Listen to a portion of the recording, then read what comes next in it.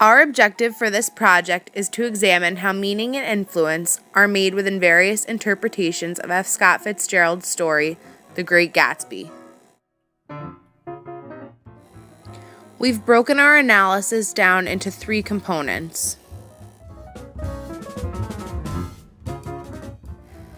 First, we will examine the historical background of Fitzgerald and the life experiences that inspired the creation of his characters. Next, we will compare the expectations that Fitzgerald had for The Great Gatsby and the response of his audience to the book.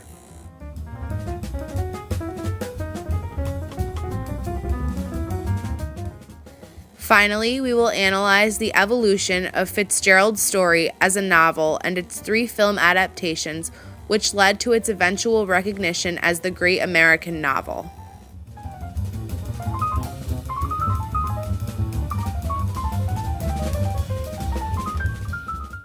Francis Scott Fitzgerald was born in St. Paul, Minnesota in 1896 to an upper-middle-class family. In 1913, Fitzgerald began to develop and craft his style of writing while studying at Princeton University. His writing pursuits came at the expense of his coursework, and ultimately he dropped out of school to join the U.S. Army. While stationed in Montgomery, Alabama, he met and fell in love with Zelda Sayre. Upon his first marriage proposal, Zelda shut Fitzgerald down, claiming he was too poor. Following the end of the war, Zelda accepted Fitzgerald's marriage proposal and the couple moved to New York. During the 1920s, the Fitzgeralds joined many other members of the American expatriate community, such as Ernest Hemingway, in Paris. In the movie Midnight in Paris, Fitzgerald makes a cameo showing his involvement in what would prove to be a gilded age for American literature and art. This proved to be the most influential decade of Fitzgerald's writing, including the completion of the first draft of The Great Gatsby.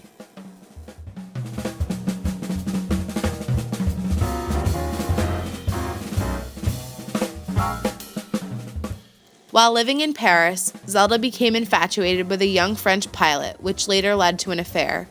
Zelda's infidelity can be seen as an inspiration for Fitzgerald's character, Daisy. That being said, his own forgiving nature and ability to see the good in everyone provides the basis for his protagonist, Nick Carraway.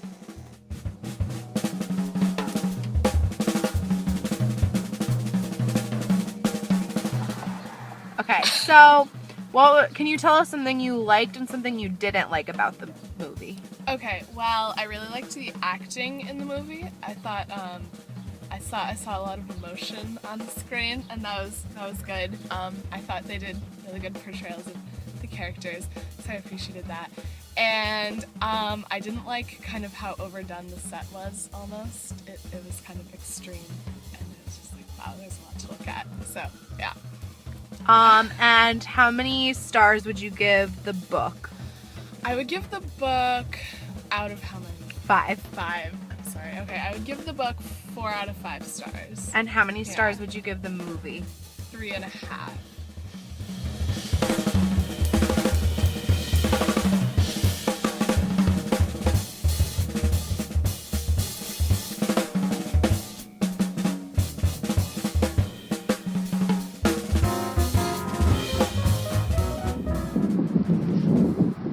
Is everybody good? Ready? Okay. So, did you prefer the book or the movie? I like the book. Okay. How did you feel about the use of really modern and unconventional music in the film? I like the idea of putting modern music in it because it's that kind of story that never gets old and it's like timeless. Every era has its own version of the same story, and so it works like that. Very good, thank you. Can you name one thing that you didn't really like about the movie? I didn't. Sometimes it was so over the top that it was like just so overdone in some parts, but that serves a purpose. But sometimes it was too much. Okay. Was there something that you liked that you want to point out, or? Not really. Okay. How did you feel about the casting? I like the casting. Tobey Maguire was, he's alright. But I really like Leo, and he worked really well with the other actors. And Okay, and how many stars out of 5 would you rate the book? 5, And how many stars out of 5 would you rate the movie? 4. Okay.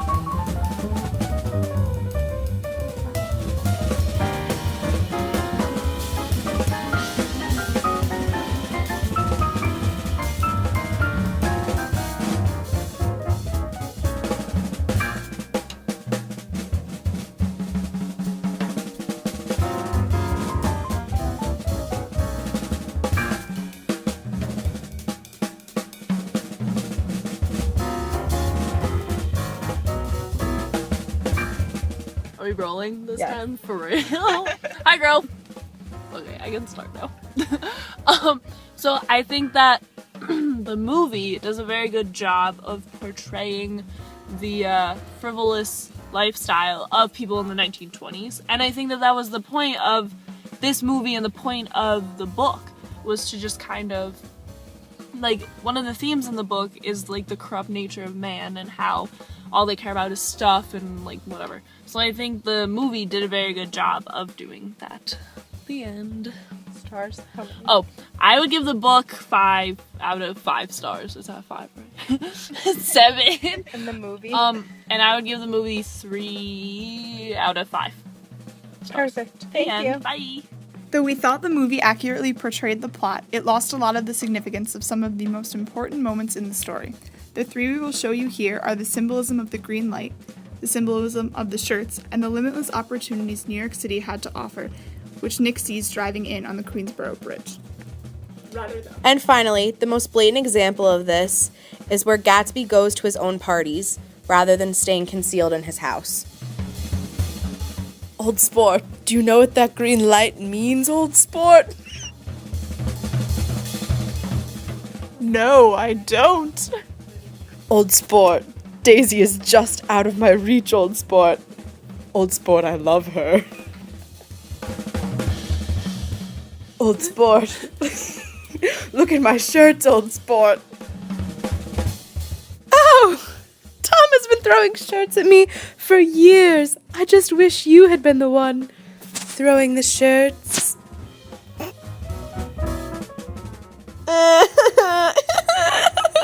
Oh, shirts. There, old sport. Don't cry, old sport. Look at that, over there.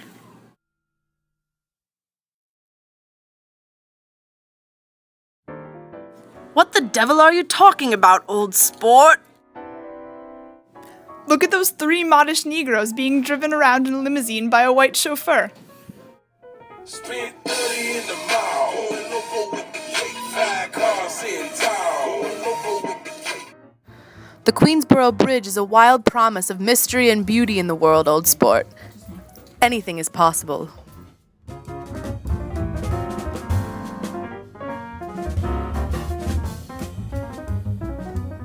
Has anyone actually met Gatsby? I heard he killed a man. He's the first cousin to the Kaiser. He's a German spy. Does anyone know where the bathroom is? Did anyone else get an invitation? What a glamorous house. What an extravagant party. Do you think he even exists? I'm here, old sports. Now the party don't start till I walk in. Don't stop making pop, DJ, gonna speak this up.